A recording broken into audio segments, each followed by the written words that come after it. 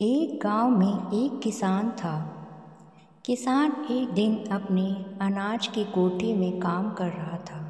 काम करते करते उसकी घड़ी कहीं खो गई। उसने कुछ देर तक अपनी घड़ी को ढूंढा। घड़ी नहीं मिली। मायूस हो गया, और मायूस होना सही भी था।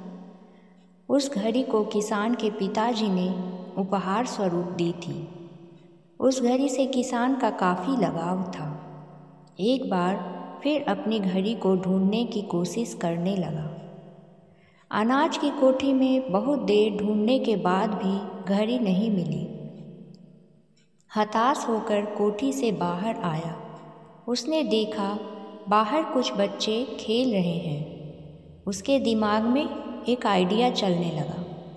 किसान ने सोचा, मैं अकेला अब तक ढूंढ रहा था, क्यों न इन बच्चों को भी घड़ी ढूंढने में लगा दूं। उसने घड़ी ढूंढने के बदले बच्चों को इनाम देने के लिए कहा। बच्चे इनाम के लालच में तुरंत मान गए। अब सारे बच्चे कोठी के अंदर जाकर घड़ी ढूंढने लगे। बच्चे जितना ढूंढ सकते थे उन्होंने ढूंढा, पर घड़ी नहीं मिली। बच्चे थक चुके थे, उन्होंने हार मान ली। किसान भी अब थक गया और हारा महसूस कर रहा था। बच्चों के जाने के बाद वह हताश और परेशान बैठा था। कुछ देर बाद एक बच्चा वापस आया। आकर किसान से बोला, क्या मैं फिर से घड़ी ढूंढ सकता हूँ? किसान ने कहा, ठीक है। बच्चा फिर से कोठी के अंदर गया और थोड़ी देर में ही घड़ी के साथ वापस लौटा। किसान ने देखा बच्चा अपने हाथों में घड़ी लेकर वापस लौटा है। किसान को खुशी का ठिकाना ना रहा। किसान को कुछ समझ नहीं आ रहा था। जिस घड़ी को उसने इतनी देर तक ढूंढा और इतने सारे बच्चों ने ढूंढा, उस समय वह घड़ी नहीं मिली, और अब कैसे मिल गई? उसने बच्चे से पूछा, तुम्हें यह घड़ी कैसे मिली?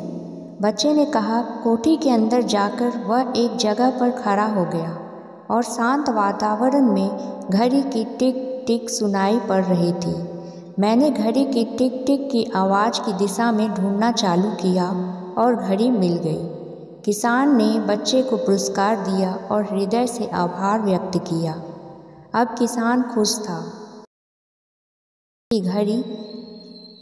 किसान को उसकी घड़ी मिल चुकी थी। इस कहानी से हमें यही सीख मिलती है कि शांति हमारी सफलता के लिए ज़रूरी है। शांत चित्त रहकर ही हम सफल हो सकते हैं।